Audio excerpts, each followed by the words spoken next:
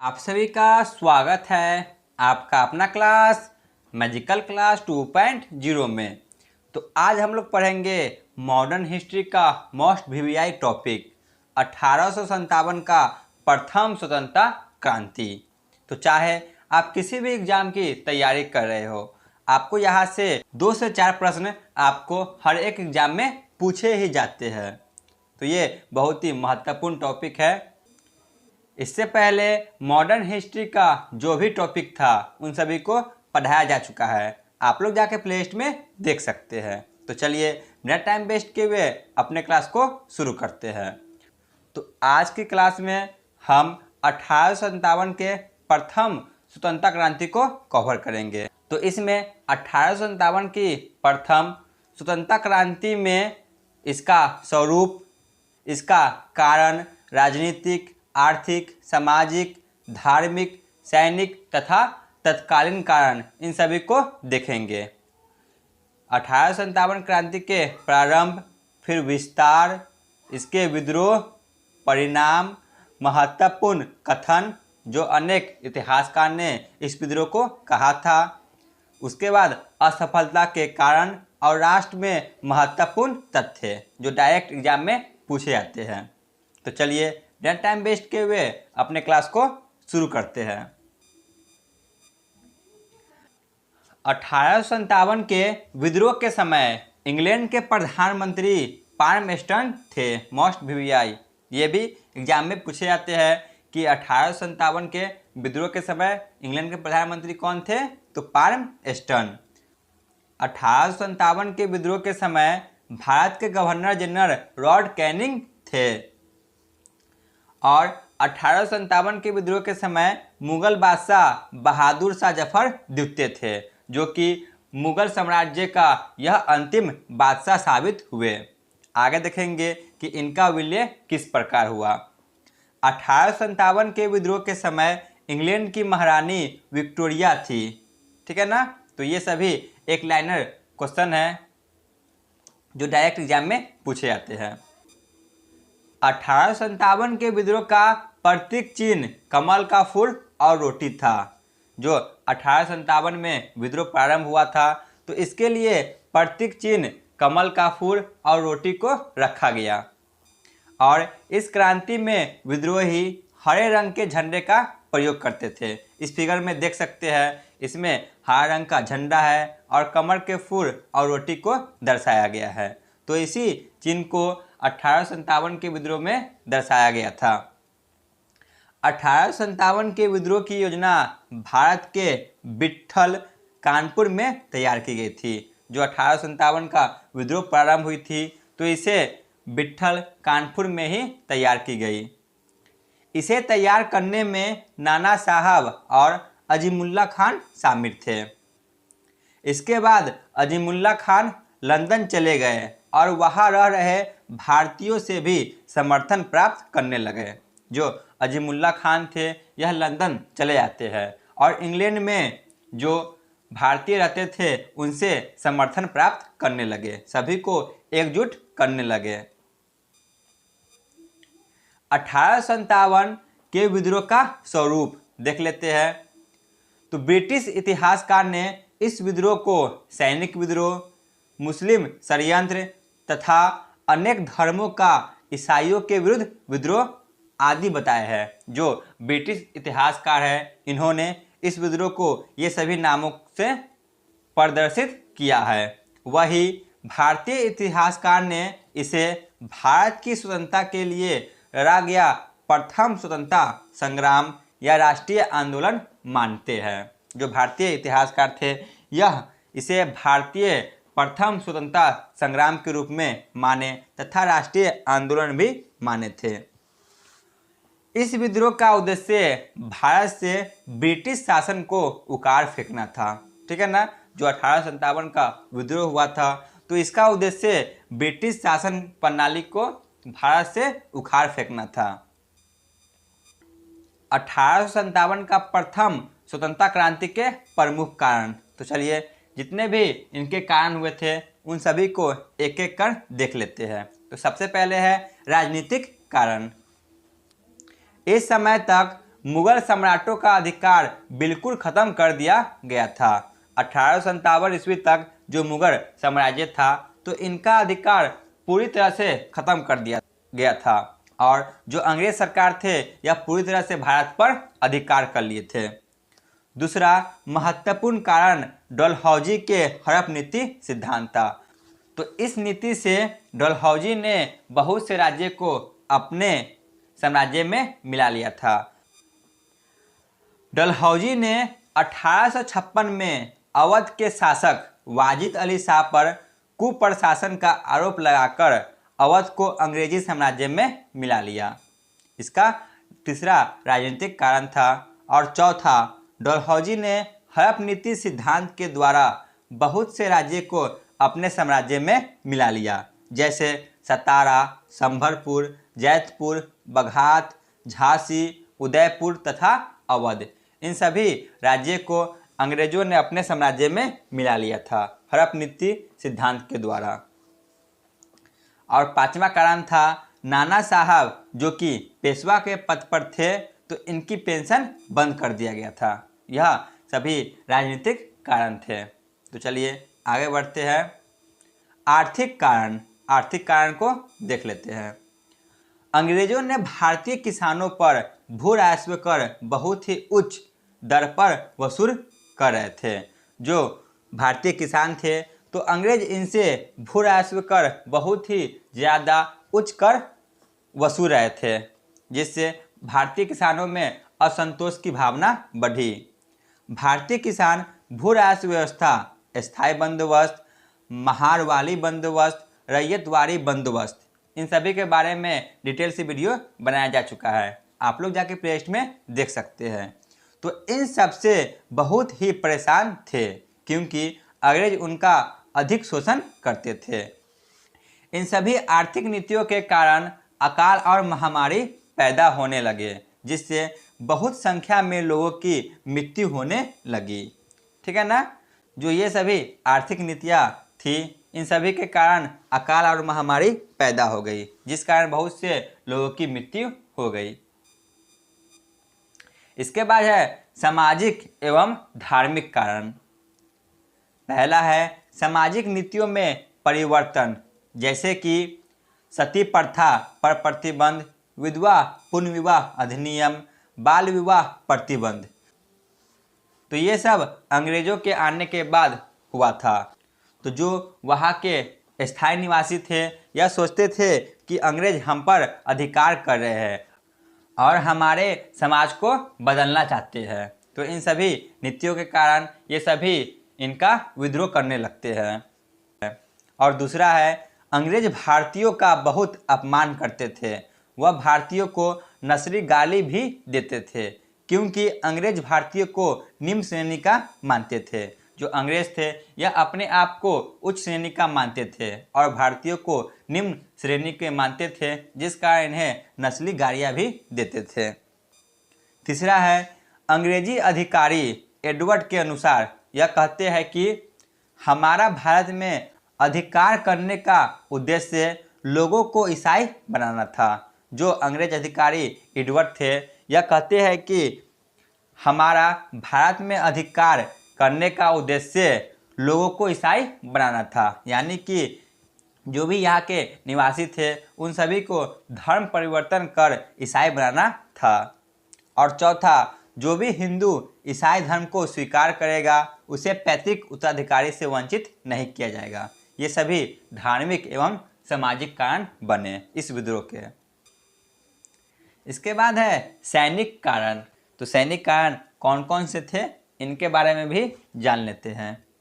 अंग्रेज सरकार ने अपनी सेना में 2,38,000 भारतीय सैनिक व 45,000 यूरोपीय सैनिक शामिल किए थे। देख सकते हैं कि अंग्रेज सरकार ने अपने सेना में भारतीय सैनिक की संख्या अधिक रखे हुए है, जबकि यूरोपीय सैनिक की संख्या मात्र 45,000 है। दूसरा, भारतीय सैनिक की संख्या अधिक थी, फिर भी यूरोपीय सैनिक को ज़्यादा प्रावधान मिलता था। भारतीय सैनिक की संख्या तो अधिक है, फिर भी ज़्यादातर लाभ यूरोपीय सैनिक को ही मिलती थी। इन सभी भेदभाव को देखते हुए भारतीय सैनिक में भी असंतोष की भावना बढ़ी। और चौथा, भारतीय सैनिकों के लिए निःशुल्क डाक सेवा समाप्त कर दी गई। जो उस समय निःशुल्क डाक सेवा चल रही थी, तो इसे भारतीय सैनिकों के लिए उस पर प्रतिबंध लगा दिया गया। जो उस समय भारतीय सैनिक होते थे, यह अपने परिवार से दूर रहा करते थे, तो इसी माध्यम से वह अपने परिवार को चिट्ठी भेजते थे। तो इस पर इन्होंने प्रतिबंध लगा दिया, जिस कारण इनमें भी असंतोष की भावना बढ़ी और आगे चलकर यह विद्रोह में बदल गया। तत्कालीन कारण यह सबसे महत्वपूर्ण है। तो पहला कारण है 1856 ईस्वी में ब्रिटिश सरकार ने सैनिकों को ब्राउन बेस्ट बंदूक की जगह न्यू इनफील्ड राइफल प्रयोग करने के लिए दिया। 1856 तक ब्राउन बेस्ट बंदूक का उपयोग किया जाता था।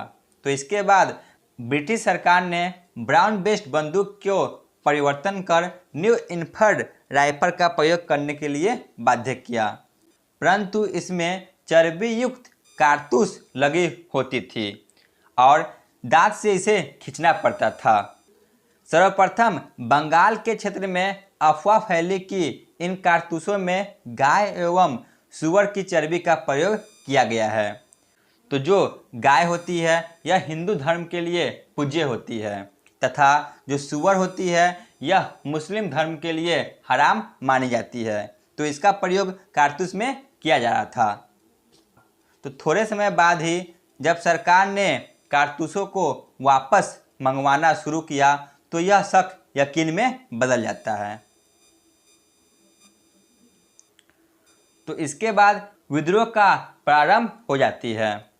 सर्वप्रथम बंगाल में स्थित दमदम पश्चिम बंगाल के सैनिकों ने कारतूस का प्रयोग करने से इनकार कर दिया। 28 या 29 मार्च 1857 ईस्वी को बैरकपुर छावनी के 24वें रेजिमेंट के एक सिपाही मंगल पांडे ने चर्बी वाले कारतूस के विद्रोह प्रारंभ कर दिया। ठीक है ना। जो मंगल पांडे थे यह 34वें रेजिमेंट के एक सिपाही थे। तो इन्होंने कारतूस युक्त चर्बी वाले बंदूक को प्रयोग करने से इनकार कर दिया और विद्रोह प्रारंभ कर दिए। तो इसके बाद इन्होंने एडजुटेंट लेफ्टिनेंट बाग को गोली मारकर हत्या कर दी तथा सर्जेंट ह्यूडसन को गोली मारकर घायल कर दिया। जो मंगल पांडे थे यह एक ब्राह्मण थे। यह नहीं चाहते थे कि जो इसमें गाय की चर्बी लगा हुआ है इसे दांत से खींचा जाए, तो यह इसे प्रयोग करने से इनकार कर दिए तथा विद्रोह भी प्रारंभ कर दिए। तो इसी के साथ इन्होंने एडजुटेंट लेफ्टिनेंट बाग को गोली मारकर हत्या कर दी तथा सर्जेंट ह्यूडसन को गोली मारकर घायल कर दिया। इन सभी घटनाओं को देखते हुए अंग्रेज सरकार ने मंगल पांडे को पकड़ लिया और इन्हें 8 अप्रैल 1857 ईस्वी को फांसी दे दी गई। ठीक है ना। 8 अप्रैल 1857 ईस्वी को इन्हें फांसी दे दी जाती है। तो मंगल पांडे के फांसी के बाद यह विरोध विद्रोह में बदल जाता है। ठीक है ना। यह पहले तो विरोध किया जा रहा था, लेकिन जब मंगल पांडे को फांसी दे दी गई तो यह विरोध विद्रोह में बदल गया। तो चलिए चलते हैं। इसके बाद 24 अप्रैल 1857 को मेरठ छावनी के कुछ भारतीय सैनिकों ने कारतूस लेने से इनकार कर दिया। ठीक है ना। जो मेरठ छावनी के कुछ सैनिक थे इन्होंने भी कारतूस का प्रयोग करने से इनकार कर दिया, जिसके परिणाम स्वरूप उन सभी पर मुकदमा चलाया गया और 9 मई 1857 ईस्वी को 85 सैनिकों को नौकरी से बर्खास्त करके सजा सुनाई गई। जो मेरठ छावनी के कुछ भारतीय सैनिक थे इन्होंने इसका प्रयोग करने से इनकार कर दिया, तो इन पर मुकदमा चलाकर इन्हें नौकरी से बर्खास्त कर दिया गया, साथ ही इन्हें सजा भी सुनाई गई। इसके बाद 10 मई 1857 को मेरठ स्थित सभी सैनिकों ने विद्रोह कर दिया और इसी के साथ इन्होंने सैनिकों को रिहा कराकर अस्त्र शस्त्र की काफी लूटपाट की।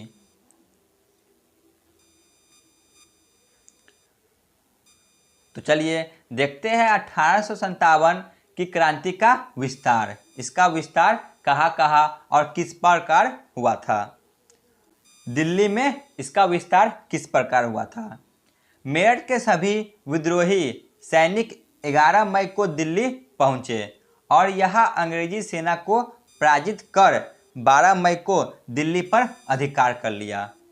मेरठ से जो सभी विद्रोही थे यह दिल्ली 11 मई को पहुंचते हैं और इसी के अगले दिन 12 मई को जो भी अंग्रेजी सेना थे इन्हें पराजित कर दिल्ली पर अधिकार कर लेते हैं। विद्रोहियों ने मुगल सम्राट बहादुर शाह जफर को अपना सम्राट घोषित किया। जो उस समय मुगल बादशाह थे दिल्ली के बहादुर शाह जफर, तो विद्रोहियों ने इन्हें ही अपना सम्राट घोषित किया। बहादुर शाह जफर वृद्ध अवस्था में थे, इसलिए इन्होंने अपना वास्तविक नेता बख्त खान को चुना था। ठीक है ना, इन्होंने अपना सेनापति बख्त खान को चुना था इस युद्ध के नेतृत्व के लिए, क्योंकि यह वृद्ध अवस्था में थे। इसके बाद 20 सितंबर 1857 को हडसन के नेतृत्व में एक अंग्रेजी सेना दिल्ली पहुंची और विद्रोहियों को पराजित कर पुनः दिल्ली पर अधिकार कर लिया। 1857 में हडसन एक अंग्रेजी सेनापति दिल्ली पहुंच जाते हैं और यहाँ पे जो भी विद्रोही थे इन्हें पराजित कर पुनः दिल्ली पर अधिकार कर लेते हैं। इसके बाद बहादुर शाह जफर द्वितीय को अंग्रेजों द्वारा पकड़ लिया जाता है और इन्हें रंगून भेज दिया जाता है। रंगून में ही उनकी मृत्यु 1862 में हो जाती है। ठीक है ना। लखनऊ में विद्रोह का विस्तार। तो लखनऊ में विद्रोह का नेतृत्व नवाब वाजिद अली शाह की पत्नी बेगम हजरत महल ने किया था। मोस्ट वीवीआई, लखनऊ से विद्रोह का नेतृत्व बेगम हजरत महल ने किया था। मार्च 1858 में कैंपेर के नेतृत्व में एक अंग्रेजी सेना लखनऊ पहुंची। इसने विद्रोहियों को पराजित कर लखनऊ पर अधिकार कर लिया। लखनऊ से नेतृत्व बेगम हजरत महल कर रहे थे। तो 1858 में एक अंग्रेजी सेनापति कैंपेल लखनऊ पहुंचते हैं और जितने भी विद्रोही थे इन्हें पराजित कर लखनऊ पर अधिकार कर लेते हैं। इसके बाद बेगम हजरत महल गिरफ्तारी से बचने के लिए नेपाल चली जाती है। कानपुर में विद्रोह का विस्तार। कानपुर में विद्रोह का नेतृत्व नाना साहब धोंदू पंत ने किया था। नाना साहब का वास्तविक नाम ही धोंदू पंत था। तो इन्होंने ही कानपुर से नेतृत्व किया था। नाना साहब का पेंशन अंग्रेजों ने बंद कर दिया था। नाना साहब की तरफ से लड़ने की जिम्मेदारी तात्या तोपे को दी गई थी तथा तात्या तोपे का वास्तविक नाम रामचंद्र पांडुरंग था। ठीक है ना।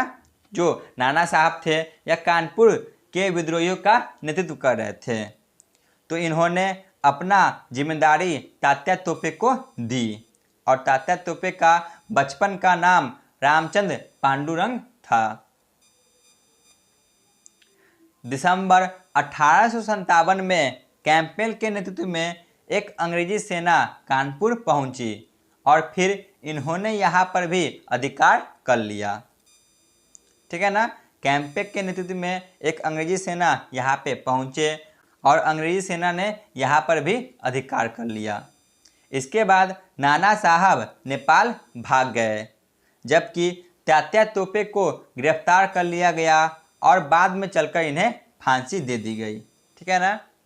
नाना साहब तो नेपाल भाग जाते हैं, परंतु तात्या तोपे पकड़े जाते हैं और इन्हें गिरफ्तार कर आगे चलकर इन्हें फांसी दे दी जाती है।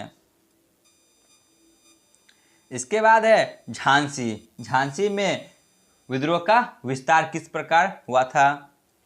झांसी में विद्रोह का नेतृत्व गंगाधर राव की विधवा पत्नी रानी लक्ष्मीबाई ने किया। इन्होंने अपने दत्तक पुत्र दामोदर राव को अधिकार दिलाने के लिए युद्ध लड़ी थी। जो इनके दत्तक पुत्र थे दामोदर राव, तो इन्हें अधिकार दिलाने के लिए इन्होंने यहाँ पर युद्ध लड़ी थी। मार्च 1858 में ह्यूरोज के नेतृत्व में एक अंग्रेजी सेना झांसी पहुंची। रानी लक्ष्मीबाई ने हार नहीं मानी और ह्यूरोज से युद्ध किया, लेकिन कुछ गद्दारों के कारण यह पराजित हो गई। तो झांसी में अंग्रेज अधिकारी ह्यूरोज ने नेतृत्व किया था। झांसी से रानी लक्ष्मीबाई ग्वालियर पहुंची और ग्वालियर के कुछ विद्रोहियों के सहयोग से इन्होंने ग्वालियर पर भी अधिकार कर लिया।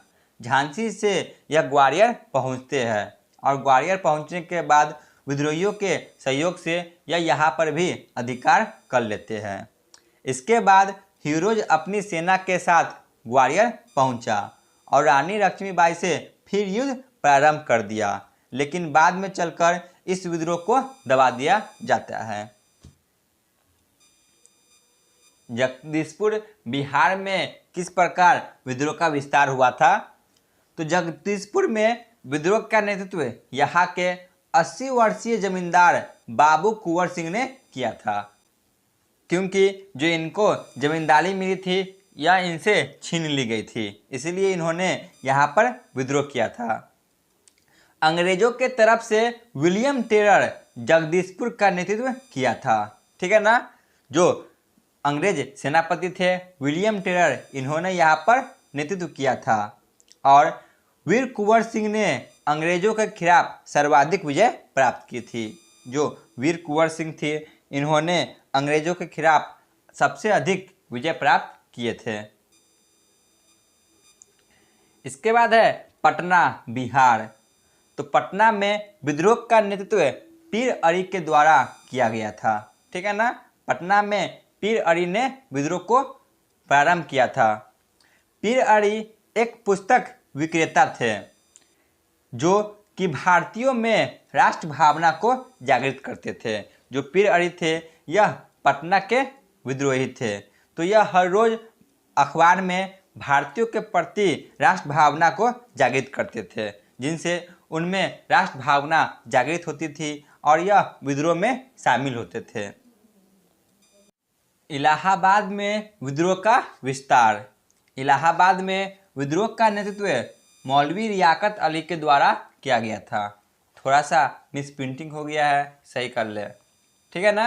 तो इलाहाबाद में विद्रोह का नेतृत्व मौलवी लियाकत अली के द्वारा प्रारंभ किया गया था। इन्हें इलाहाबाद का सूबेदार घोषित किया गया था। जो मौलवी लियाकत अली थे यह इलाहाबाद के सूबेदार थे। फैजाबाद। फैजाबाद में विद्रोह का विस्तार। तो फैजाबाद में विद्रोह का नेतृत्व मौलवी अहमदुल्ला शाह ने किया था। सभी विद्रोह में से एकमात्र यह विद्रोह था जिसने अंग्रेजों के विरुद्ध जिहाद का नारा दिया था तथा गोरीरा पद्धति से युद्ध किया था। जो मौलवी अहमदुल्ला शाह थे यह फैजाबाद से नेतृत्व कर रहे थे। तो यह पहला और एकमात्र विद्रोह था जिसने अंग्रेजों के खिलाफ जिहाद का नारा दिया था तथा गोरीरा पद्धति से युद्ध किया था। तो चलिए, जितने भी विद्रोह हुए थे इन्हें एक ही स्लाइड में देख लेते हैं, जिससे आपको आसानी से याद हो जाए और जल्दी आप भूल भी न सके। 1857 के विद्रोह के महत्वपूर्ण केंद्र नेतृत्व और विद्रोह के दमनकर्ता, ठीक है ना। तो दिल्ली में इसका नेतृत्व बहादुर शाह जफर द्वितीय के द्वारा किया गया था और इस विद्रोह को दमन हडसन के द्वारा किया गया। लखनऊ से 1857 के विद्रोह का नेतृत्व बेगम हजरत महल कर रहे थे। इन्हें कैंपबेल के द्वारा दमन किया गया। कानपुर से नाना साहब नेतृत्व कर रहे थे और इसका दमन कैंपबेल के द्वारा ही किया गया। झांसी से इस विद्रोह का नेतृत्व रानी लक्ष्मीबाई कर रहे थे और इसका दमन हीरोज के द्वारा किया गया था। जगदीशपुर बिहार से वीर कुंवर सिंह के द्वारा नेतृत्व किया गया और इसे विलियम टेलर और बिसेंट आयर के द्वारा दमन किया गया। इलाहाबाद से मौलवी लियाकत अली नेतृत्व कर रहे थे और इनके विद्रोह का दमन जनरल नील के द्वारा किया गया। फैजाबाद से विद्रोह का नेतृत्व मौलवी अहमदुल्ला शाह कर रहे थे और इनका दमन कैंपबेल के द्वारा किया गया। बरेली से खान बहादुर खान नेतृत्व कर रहे थे और इनका दमन भी कैंपबेल के द्वारा ही किया गया था। गोरखपुर यूपी से गंगाधर सिंह और निजाम मोहम्मद नेतृत्व कर रहे थे और इसका दमन वहाँ के स्थायी सेना के द्वारा ही किया गया। मंदसौर एमपी से फिरोज शाह नेतृत्व कर रहे थे, इन्हें भी स्थायी सेना के द्वारा दमन किया गया। कोटा राजस्थान से जयदयाल और हरदयाल के द्वारा नेतृत्व किया गया था, इन्हें भी वहाँ के स्थायी सेना के द्वारा दमन किया गया। असम से कंड परेश्वर सिंह और मणिराम दत्ता के द्वारा नेतृत्व किया गया, इन्हें भी स्थायी सेना के द्वारा दमन किया गया। कुल्लू हिमाचल प्रदेश से वीर सिंह और प्रताप सिंह के द्वारा नेतृत्व किया गया और इसे भी स्थायी सेना के द्वारा दमन किया गया। मथुरा से देवी सिंह के द्वारा नेतृत्व किया गया और इसे भी स्थायी सेना के द्वारा ही दमन किया गया था। मेरठ से कदम सिंह के द्वारा नेतृत्व किया गया और इन्हें भी स्थायी सेना के द्वारा ही दमन किया गया था। जितने भी केंद्र में विद्रोह हुआ था तो यह सिर्फ उत्तर के ही क्षेत्र में हुआ था। दक्षिण भारत के क्षेत्र में यह विद्रोह ज़्यादा फैल नहीं सका, इसी कारण यह विद्रोह ज़्यादा प्रभावशाली नहीं हो पाया और यह भी एक असफलता के कारण है। 1857 के विद्रोह से संबंधित महत्वपूर्ण कथन। जो भी कथन इतिहासकारों ने दिए थे उनके बारे में देख लेते हैं, यहाँ से भी क्वेश्चन बहुत सारे बनते हैं। तो 1857 के विद्रोह से संबंधित महत्वपूर्ण कथन। पहला है, यह एक सैनिक विद्रोह था। यह कथन लॉरेंस एवं सीले के द्वारा कहा गया। यह धर्मार्धों का ईसाइयों के विरुद्ध विद्रोह था। यह कथन LIR रिच के द्वारा कहा गया। यह बर्बरता एवं सभ्यता के बीच युद्ध था।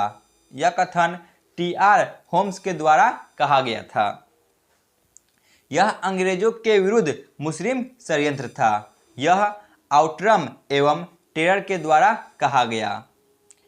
यह भारतीय स्वतंत्रता के लिए लड़ा गया प्रथम स्वतंत्रता संग्राम था। यह VD सावरकर एवं अशोक मेहता के द्वारा कहा गया। ये सभी जितने भी कथन हैं बहुत ही महत्वपूर्ण कथन हैं, एग्जाम में बहुत से क्वेश्चन बनते हैं। यह आंदोलन राष्ट्रीय विद्रोह था। यह कथन डिसरेले के द्वारा कहा गया था। इस देशी नरेशों ने एवं सरदारों ने इस तूफान के आगे तरंग रोध का कार्य किया, अन्यथा हम एक ही झोंके में उड़ गए होते। यह कथन लॉर्ड कैनिंग ने कहा, जो उस समय भारत के गवर्नर जनरल थे। यहाँ पर सोई हुई महिला सभी विद्रोहियों में से एकमात्र मर्द है। यह कथन हीरोज के द्वारा कहा गया था रानी लक्ष्मीबाई को। न प्रथम स्वतंत्रता संग्राम, न राष्ट्रीय आंदोलन, न ही स्वतंत्रता संग्राम। यह कथन RC मजूमदार के द्वारा कहा गया था। तो ये सभी जितने भी कथन थे बहुत ही महत्वपूर्ण हैं, इन्हीं से बार बार क्वेश्चन पूछे जाते हैं। तो चलिए देखते हैं 1857 विद्रोह के असफलता के कारण। जो 1857 में विद्रोह हुआ था यह किस कारण असफल हुआ था। पहला कारण है विद्रोह का सीमित स्वरूप। जो 1857 का विद्रोह हुआ था यह कुछ ही क्षेत्रों में सीमित रहा। यह उत्तर भारत में तो देखने को मिला, परंतु दक्षिण भारत में इसका विस्तार थोड़ा सा भी नहीं हुआ था। यह एक असफलता का कारण है। दूसरा, देसी नरसों एवं सरदारों की गद्दारी। कुछ भारतीयों ने इसमें गद्दारी किए थे, जिस कारण यह विद्रोह असफल हुआ, क्योंकि बहुत से जमींदार और साहूकार थे, यह अंग्रेजों के साथ मिले हुए थे। तीसरा, राष्ट्रीय नेतृत्व का अभाव, यानी कि राष्ट्रीय भावना को एकत्र न होना। सभी अपने अपने हितों के लिए रह रहे थे। चौथा, राष्ट्रीय भाव एवं एकता की कमी। जहाँ भी विद्रोह हुआ था वहाँ पे एकता देखने को नहीं मिली और सभी अपने अपने क्षेत्र में रह रहे थे और अपने अधिकार के लिए रह रहे थे, राष्ट्र भावना को नहीं जागृत किए थे, इसलिए यह विद्रोह असफल रहा। पांचवा, निश्चित उद्देश्य का अभाव।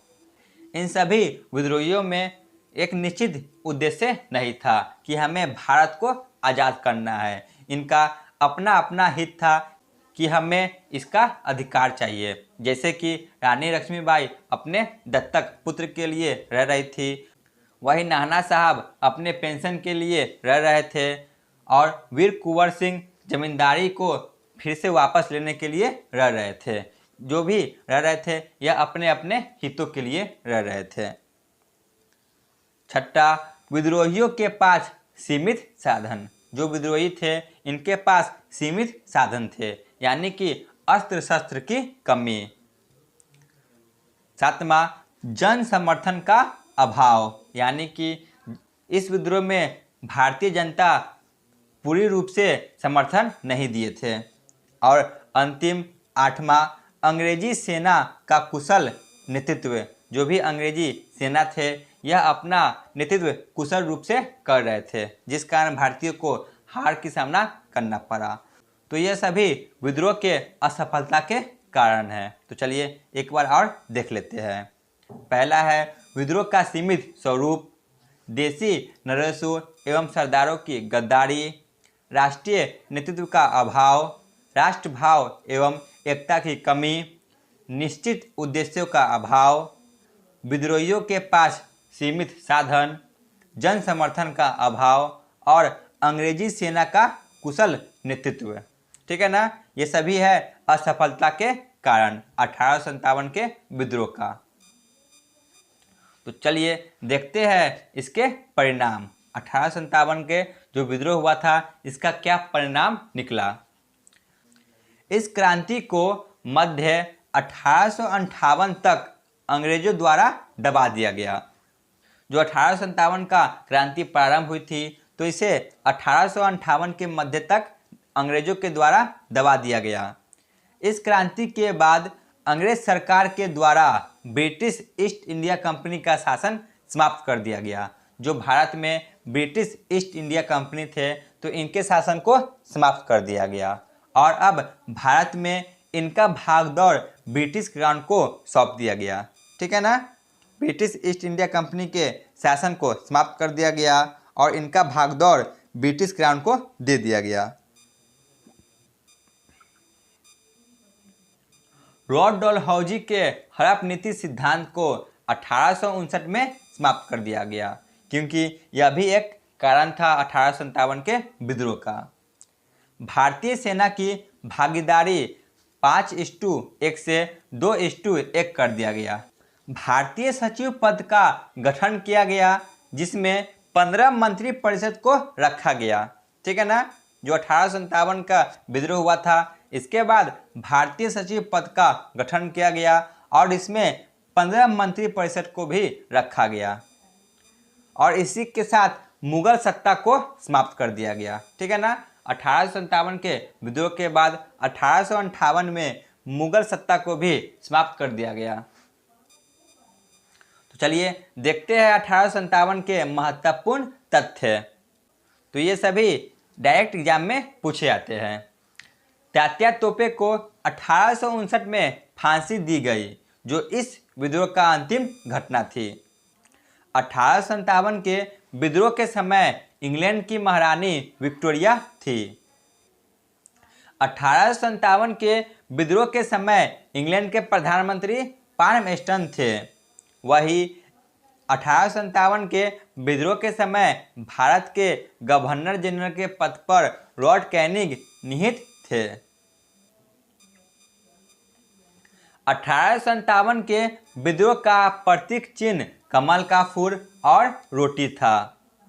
इस विद्रोह में विद्रोही हरे रंग का झंडे का प्रयोग किया था। जो विद्रोही थे इन्होंने हरे रंग का झंडा, कमल का फूल और रोटी का प्रतीक चिन्ह बनाकर इस विद्रोह का विरोध किया था।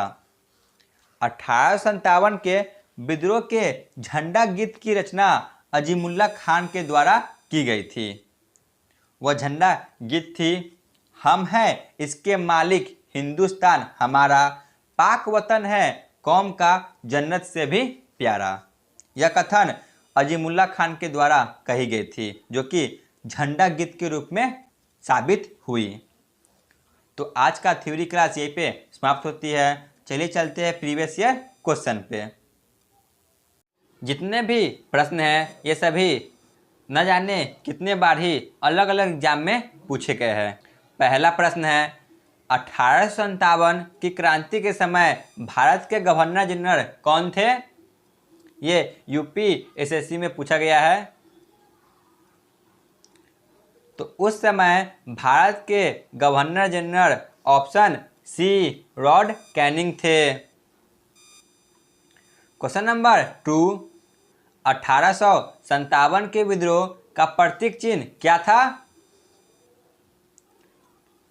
बताइए 1857 के प्रतीक चिन्ह क्या था? ये एनटीपीसी में पूछा गया प्रश्न है।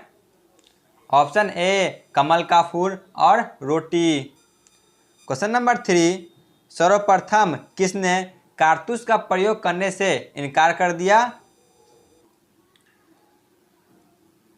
Option A Mangal Pandey. Question number 4, Mangal Pandey को फांसी कब दी गई थी? यह प्रश्न एसएससी CHSL में पूछा गया है।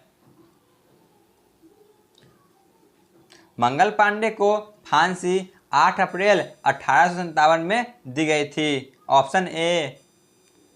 क्वेश्चन नंबर 5, दिल्ली में विद्रोह का नेतृत्व किसने किया था? दिल्ली से विद्रोह का नेतृत्व किसने किया था? ऑप्शन ए बहादुर शाह जफर द्वितीय ने, जो उस समय मुगल बादशाह थे, जो कि अंतिम मुगल बादशाह साबित हुए। क्वेश्चन नंबर 6, लखनऊ से विद्रोह का नेतृत्व कौन कर रहे थे? लखनऊ से ऑप्शन सी बेगम हजरत महल कर रहे थे। क्वेश्चन नंबर 7, बेगम हजरत महल पराजित होने के बाद कहाँ चली गई? ये बीपीएससी में पूछा गया प्रश्न है। बेगम हजरत महल पराजित होने के बाद नेपाल चली गई। Option A. क्वेश्चन नंबर 8 पर आते हैं। नाना साहब की तरफ से नेतृत्व करने की जिम्मेदारी किसने उठाया? ये एसएससी CGL में पूछा गया प्रश्न है। ऑप्शन ए तात्या तोपे ने। क्वेश्चन नंबर 9, तात्या तोपे का वास्तविक नाम क्या था? बताइए इनका वास्तविक नाम क्या था? Option B Ramchandra Pandurang. Question number 10, Jhansi में हुए विद्रोह को किस अंग्रेज सेनापति ने दबा दिया था?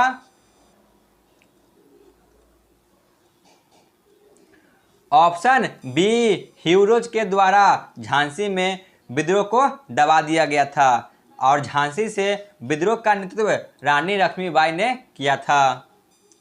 क्वेश्चन नंबर 11, पटना बिहार से विद्रोह का नेतृत्व कौन कर रहे थे? ये प्रश्न यूपीएससी में पूछा गया है। ऑप्शन डी पीर अरी पटना से नेतृत्व कर रहे थे। क्वेश्चन नंबर 12, राजस्थान से विद्रोह का नेतृत्व कौन कर रहे थे? राजस्थान से विद्रोह का नेतृत्व ऑप्शन सी यह दोनों यानी कि हरदयाल और जयदयाल कर रहे थे। तो चलिए चलते हैं आज के अंतिम प्रश्न पे 1857 के विद्रोह के झंडा गीत की रचना किसने किया था? यह भी यूपीएससी में पूछा गया प्रश्न है। ऑप्शन ए, अजीमुल्ला खान के द्वारा झंडा गीत की रचना की गई थी। तो आज का क्लास ये पे समाप्त होती है। यदि आप लोग चैनल पे नए हो तो चैनल को अवश्य सब्सक्राइब करें और अपने दोस्तों के साथ भी शेयर करें। कमेंट में जरूर बताएं कि आपको यह क्लास कैसा लगा। धन्यवाद।